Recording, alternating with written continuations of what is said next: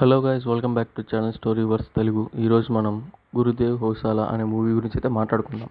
ఇది అమెజాన్ ప్రైమ్లో around 2 hours 10 minutes run టైంతో కన్నడలో స్ట్రీమ్ అవుతుంది.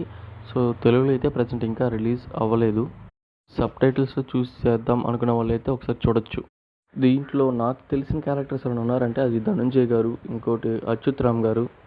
ఈయన కాంతారా మూవీలో విలన్గా చేశాడు, మీకు చూడగానే గుర్తొస్తుంది. నెక్స్ట్ వచ్చేసి నవీన్ శంకర్ గారు. ఇతను ఏంటంటే సలార్ పార్ట్ 1 సీజ్ 5లో పండిత్గా క్యారెక్టర్ ఉంటుంది. సో ఆ క్యారెక్టర్ చేసిన వ్యక్తే ఇతను కూడా అనమాట. సో వీళ్ళు తెలుసు కాబట్టి ఒకసారి చూద్దామని అయితే నేను ట్రై చేశాను. మూవీ చూసాకైతే అనిపించింది ఆల్రెడీ ఎక్కడో చూసిన మూవీస్ లాగైతే అనిపించింది నాకు.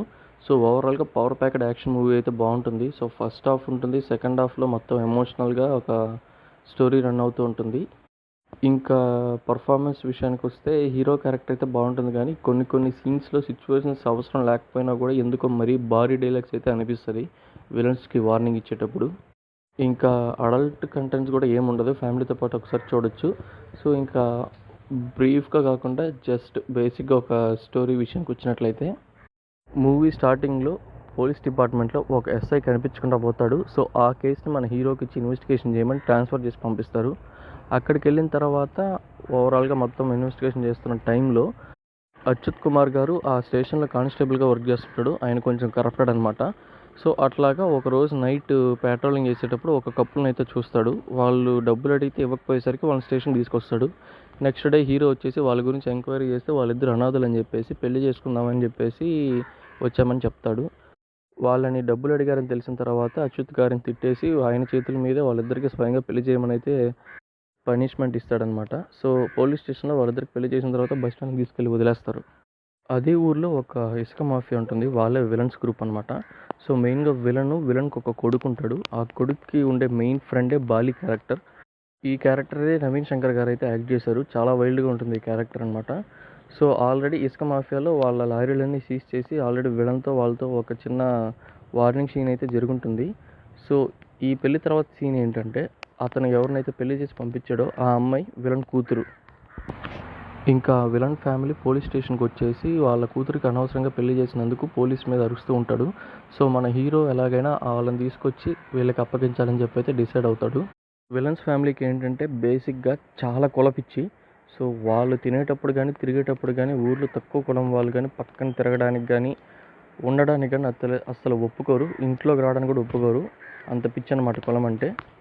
అతను ఒకసారి పెళ్ళికి వెళ్ళినప్పుడు అక్కడ ఉండే తక్కువ కులపు జనాలు భోజనాలు చేస్తుంటే అతను వచ్చాడని చెప్పి అందరినీ తరిమిచ్చేస్తాడు.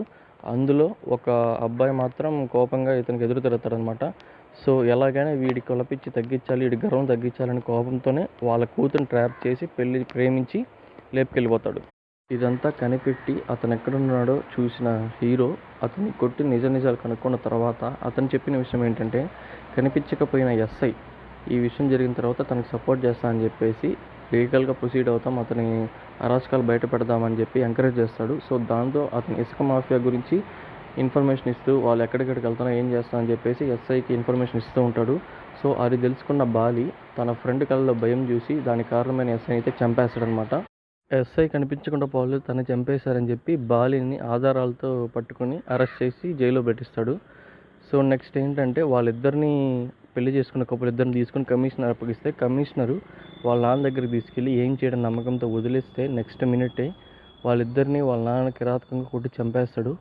సో కమిషనర్ తిరిగి వెళ్ళే టైంకి ఇద్దరు కింద పడిపోయి ఉంటారు అనమాట.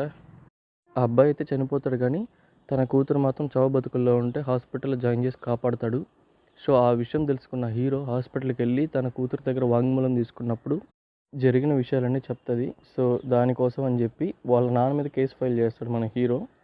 తన చెల్లెలు కడుపులో ఉన్న బిడ్డ బతికి ఉందని కనుక్కొని తన్ని చంపడానికి విలన్ కొడుకైతే వస్తాడు. సో ఆ టైంలో హీరో వచ్చి విలన్ కొడుకుని తన మనుషుల్ని చంపేస్తాడు. నెక్స్ట్ విలన్కి కేసులో సాక్ష్యం చెప్పడానికి రెడీగా ఉన్న కమిషనర్ని కూడా విలన్ మనుషులు చంపేస్తారు. దాంతో సాక్ష్యం లేదని బాధపడుతుంటే విలన్ కూతుర్ని సాక్ష్యం చెప్పమని అడుగుతుంటే తను చెప్పడానికి ఒప్పుకోదు. శిక్ష అనుభవించిన తర్వాత అయినా సరే వాళ్ళని చంపేసిన భయంతో తను తప్పుకుంటుంది. అదే టైంలో తన ఫ్రెండ్ని చచ్చిపోయాడని తెలిసి బెయిల్ మీద బయటకు వస్తాడు బాలి. వచ్చిన తర్వాత హీరో సర్కిల్లో క్లోజ్గా ఉండే పోలీసులు కానీ ఫ్యామిలీ మెంబర్స్ కానీ తెలిసిన వాళ్ళందరినీ చంపేస్తూ ఉంటాడు. సో ఇంకా కోర్టు హీరింగ్ రోజు వచ్చినప్పుడు సాక్ష్యం లేనందువల్ల విలన్ కూడా ఈ కోర్టు కొట్టేసడంతో బయటకు వచ్చేస్తాడు విడుదలైపోయి. సో ఆ టైంలో మన హీరోని ముందుగా ప్లాన్ చేసి ఊరోళ్ళ చేత అల్లర్లు సృష్టించి ఆ అల్లర్లోనే బాలిని విలన్ అయితే చంపేస్తాడు. సో ఇంతటితో అయితే మూవీ కంప్లీట్ అయిపోతుంది. సో బేసిక్గా కులపిచ్చున్న విలన్స్ ఫ్యామిలీ నుంచి పెళ్లి చేసుకున్న ఒక అబ్బాయిని వాళ్ళ కూతుర్ని వాళ్ళే స్వయంగా కుట్టి చంపేస్తారు. సో ఈ లైన్ వినంగానే మీకు ఆల్రెడీ మైండ్లోకి స్ట్రైక్ అయి ఉంటుంది.